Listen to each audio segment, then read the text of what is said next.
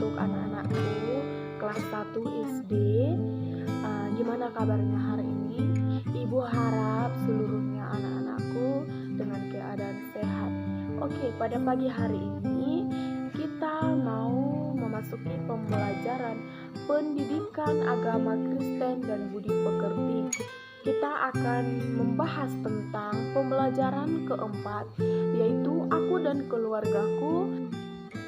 Oke, anak-anakku sekalian, sebelum memulai pembelajaran kita pada pagi hari ini, sebaiknya anak-anakku sekalian mempersiapkan buku paket, yang kedua Alkitab, dan yang ketiga adalah buku catatan beserta pensil.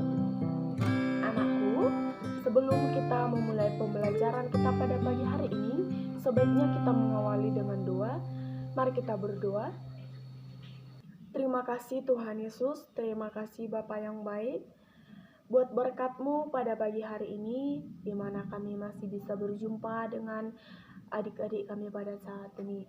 Bapa yang baik dalam surga, berkati pembelajaran kami Tuhan, biarlah kiranya berkat-Mu yang selalu memberkati kehidupan kami. Kami mau belajar Tuhan, berkati kami Bapa yang baik, haleluya, amin. Oke, anak-anakku, kita sudah berdoa dan kita akan masuk ke pembelajaran kita pada pagi hari ini, yang dimana pembelajaran keempat dalam halaman 39 di sana dikatakan aku dan keluargaku. Anak-anak pintar kasih dalam nama Tuhan, apa itu keluarga? Siapa yang tahu? Ayo tunjuk tangan. Tunjuk tangan siapa yang tahu? Iya, silakan.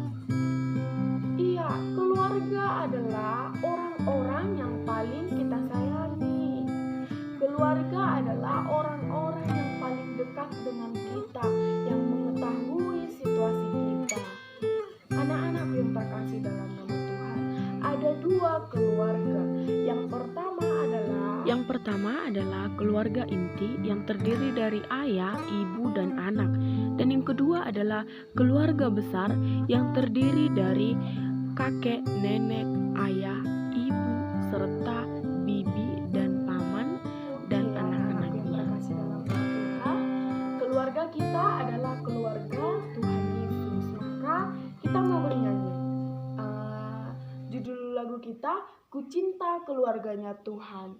Kita bernyanyi ya, bernyanyi semua ya anak-anakku.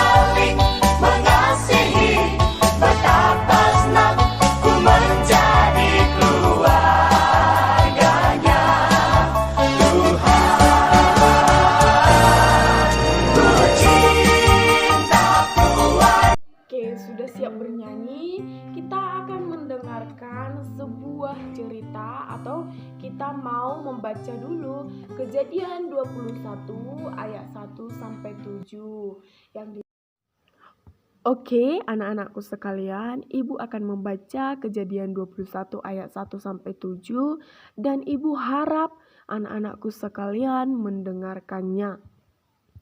Ishak lahir. Tuhan memperhatikan Sarah seperti yang difirmankannya, dan Tuhan melakukan kepada Sarah seperti yang dijanjikannya. Maka mengandunglah Sarah, lalu ia melahirkan seorang anak laki-laki bagi Abraham dalam masa tuanya pada waktu yang telah ditetapkan sesuai dengan firman Allah kepadanya. Abraham menamai anaknya yang baru lahir itu Ishak, yang dilahirkan Sarah baginya.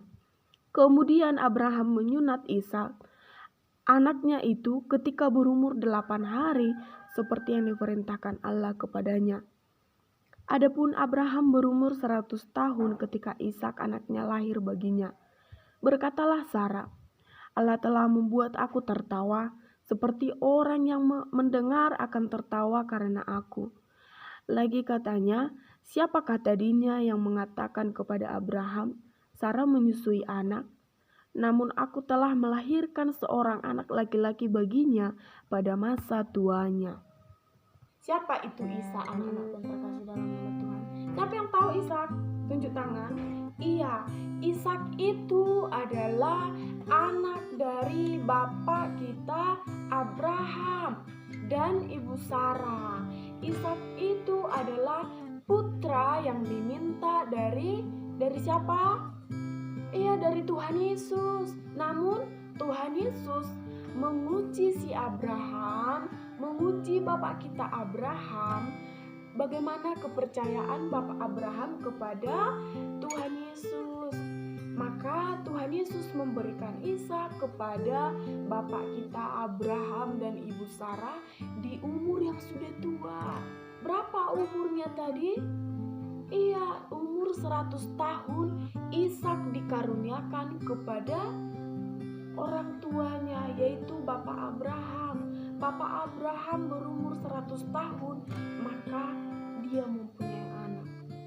Wow, ajaib sekali. Umur 100 tahun masih memiliki anak. Karena apa? Karena dia percaya kepada Tuhan Yesus. Bapak Abraham percaya kepada Tuhan Yesus, maka Tuhan Yesus memberikan permintaan Bapak Abraham. Oke, anak-anakku, pada saat pagi hari ini kita telah mendengarkan tentang Kejadian 21 ayat 1 sampai 7 ini, yang dimana sebuah keluarga yang percaya kepada Tuhan Yesus, yang mencintai Tuhan Yesus, dan Tuhan Yesus juga mencintai keluarga mereka, yaitu keluarga Bapak Abraham. Anak-anakku yang terkasih dalam nama Tuhan, siapa di sini yang sayang kepada Tuhan Yesus? Tunjuk tangan.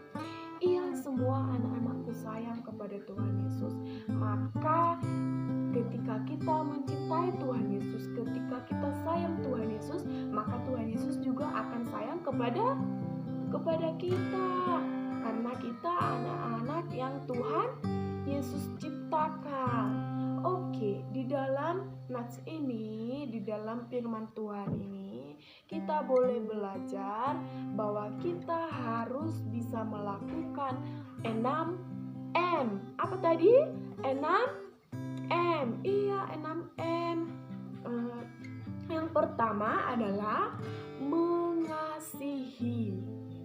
Kita harus mengasihi ayah kita, ibu kita, beserta abang dan kakak kita jikalau memiliki abang dan kakak, jika memiliki nenek, kakek, dan seluruh anggota keluarga. Kita harus mengasihi mereka. Kita harus mengasihi mereka satu sama lain. Oke, anak-anakku. Yang kedua, menghormati. Apa? Iya, menghormati. Kita harus menghormati ayah kita, menghormati ibu kita, menghormati abang dan kakak kita, serta keluarga seluruhnya. Bahkan kalau ada orang terdekat kita, bahkan orang-orang yang tidak kita kenal, ketika kita bertemu dengan mereka, kita sapa. Mau kemana ibu? Mau kemana tulang? Mau kemana Namboru? Ya, harus seperti itu anak-anakku.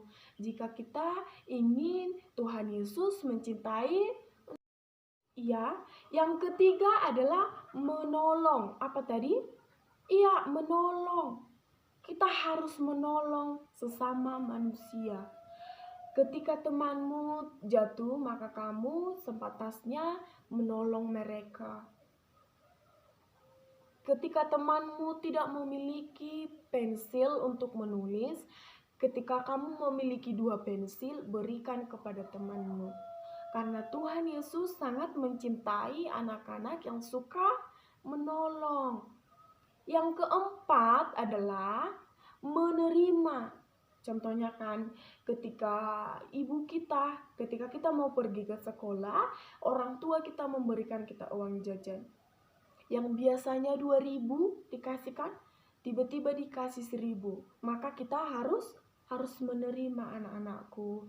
Kita tidak bisa berbete-bete kepada orang tua kita. Kita tidak bisa marah kepada orang tua kita. Tidak boleh, karena Tuhan Yesus tidak suka kepada anak yang melawan kepada orang tua. Yang kelima adalah mengampuni. Apa tadi? Iya, mengampuni. Ketika temanmu ada salah samamu, atau ketika temanmu ada. Yang kelima adalah mengampuni. Ketika orang tua kita memiliki salah kepada kita, maka kita harus mengampuni orang tua kita. Jangan pernah ada dendam, karena anak Tuhan Yesus tidak boleh mendendam. Tidak boleh dendam terhadap siapapun, bahkan orang tua, teman-teman sekelas kita, atau adik kelas kita, atau siapapun itu. Ya, kita tidak boleh dendam, harus mengampuni, karena Yesus cinta akan anak-anak yang mau mengampuni. Yang keenam adalah menjaga kesehatan kita. Kita harus menjaga kesehatan kita dengan cara kita berdoa kepada Tuhan. Berikan kesehatan kepada saya Tuhan, supaya saya selalu sehat. Tidak ada penyakit-penyakit dalam kehidupan saya. Oke, anak-anakku, paham? Kita harus memiliki atau memiliki keenam M ini, supaya kita disayangi oleh Tuhan, disenangi oleh Tuhan, disenangi ayah ibu kita juga.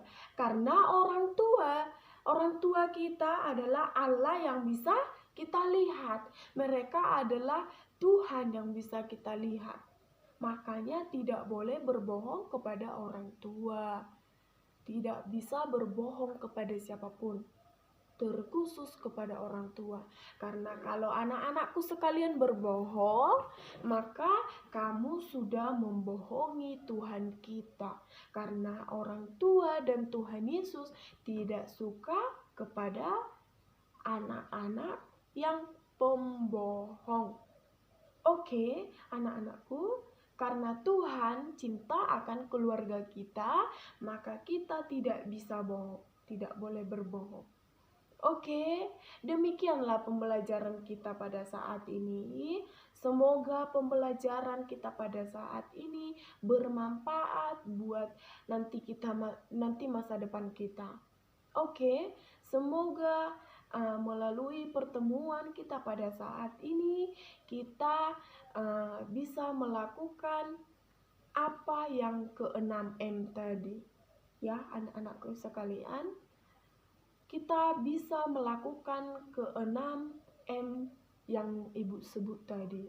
Oke, anak-anakku yang terkasih dalam nama Tuhan, tadi kita memulai dengan doa, sekarang kita menutup dengan doa. Ibu akan memimpin doa. Tutup matanya, tunduk kepalanya, lipat tangannya. Kita berdoa.